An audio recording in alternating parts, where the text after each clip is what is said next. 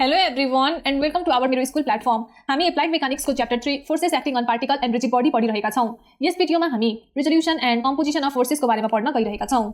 अब डेफिनेसनले भन्छ resolution is the process to find the components of given force in two given direction. So यहाँनिर एउटा हामीले आर फोर्स एज्युम गरेका छौं। सो यो गिवन फोर्सलाई यदि कुनै पनि दुईटा डाइरेक्सनको एलङमा हामीले रिजल्भ गर्यौं भने त्यो प्रोसेसलाई हामी भन्छौं रिजोल्युसन। सो यहाँनिर हामी दुईटा एक्सिस राखेका छौं र यो एक्सिसले यो हाम्रो जुन फोर्स छ आर जसलाई हामीलाई रिजल्भ गर्नुपर्ने छ, मानौ योसँग बनाएको एंगल अल्फा र यो हर्जोनल एक्सिसले बनाएको एंगल छ बीटा भने हामीले यो एक्सिसको एलङमा यो आरलाई रिजल्भ गर्नुपर्ने हुन्छ। मानौ यो एक्सिसको एलङमा रिजल्भ कम्पोनेन्ट भनेको छ फोर्स पी र यो तलको एक्सिसको एलङमा रिजल्भ कम्पोनेन्ट भनेको छ फोर्स क्यू। देन हामीले फाइन्ड गर्नु पर्यो values of forces P and Q in terms of R alpha and beta र यो प्रोसेसलाई हामी भन्छौं रिजोल्युसन अफ फोर्सेस। अब यो फोर्स आर को रिजल्ट कम्पोनेन्ट्स फाइन्ड गर्न हामी यहाँ एउटा प्यारालेलोग्राम फर्मेसन गरौँ।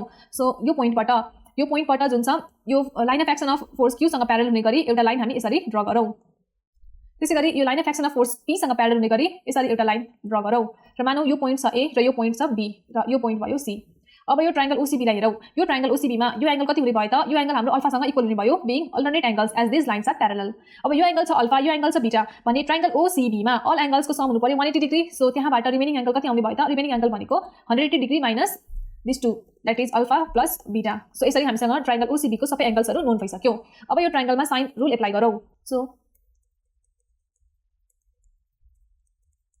यो ट्रायंगलमा हामीले साइन रुल एप्लाई गर्यौं भने अब यो फोर्स भनेको छ force Q that is Q upon sine of, अब क्यू भन्दा अपोजिट एंगल भनेको यो ट्रायंगलमा छ alpha, so Q upon sine alpha is equal to अब यो जुन हाम्रो यो ट्रायंगलमा फेस बीसी छ, यो बीसी को एलङमा फोर्स पी एक्ट गरिरहेको छ as this are sides of parallelogram भने यो इक्वल पनि हुन्छ पी सँग। सो हामी यहाँ पी लेख्न सक्छौं। सो यो भयो P upon sine beta and this equals to अर्को थर्ड साइड अफ ट्रायंगल भनेको छ हाम्रो गिवन फोर्स आर र रिमेनिङ एंगल भनेको छ sine 180 degree minus sum of alpha and beta.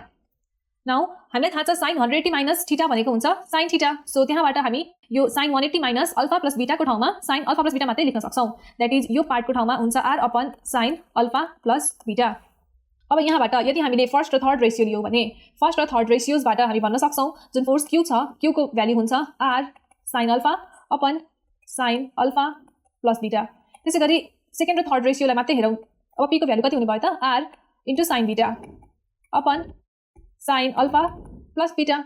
So यसरी हामीले कुनै पनि एउटा गिवन फोर्सलाई कुनै पनि दुईटा डाइरेक्सनको एलङमा रिजल्भ गर्न सक्छौं र यसरी यो फोर्स आर को रिजल्ट कम्पोनेन्ट्स पी र क्यू को भ्यालुहरु हामीले क्याल्कुलेट गर्यौं in terms of R alpha and beta.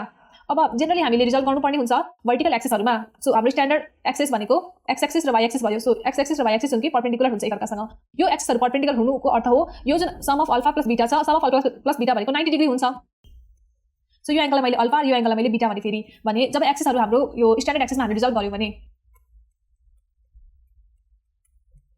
जुन एक्सिसको एलङमा फोर्सहरु रिजल्भ गर्नुपर्ने छ यदि त्यो एक्सिसहरु यदि परपेन्डिकुलर भयो भने के हुन्छ sum of alpha and beta भनेको हुन्छ 90 डिग्री।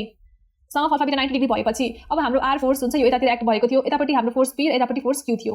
अब यो केसमा हेरौँ। यो केसमा फोर्स क्यू भनेको कति हुने भयो त? फोर्स क्यू भनेको हुने भयो R sine alpha upon sine 90 र साइन 90 भनेको ट्रिगोनोमेट्रीले भन्छ यसको भ्यालु हुन्छ 1 that is it is equal to 1 only that is Q is equal to R sine alpha only and P is equal to R sine beta.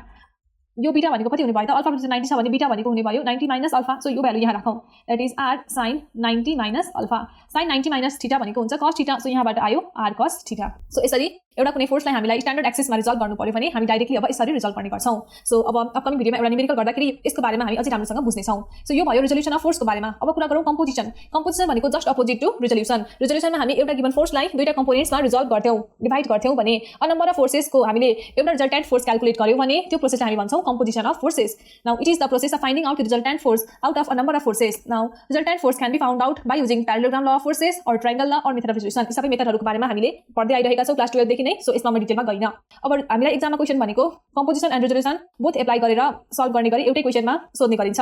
So यसको related एउटा numerical हामी upcoming भिडियोमा discuss गर्ने छौं र यो composition and रिजोल्युसनको बारेमा अझै राम्रोसँग बुझ्ने छौं र यसरी नै यो च्याप्टर 3 लाई कन्टिन्यू गर्ने छौं। Thank you.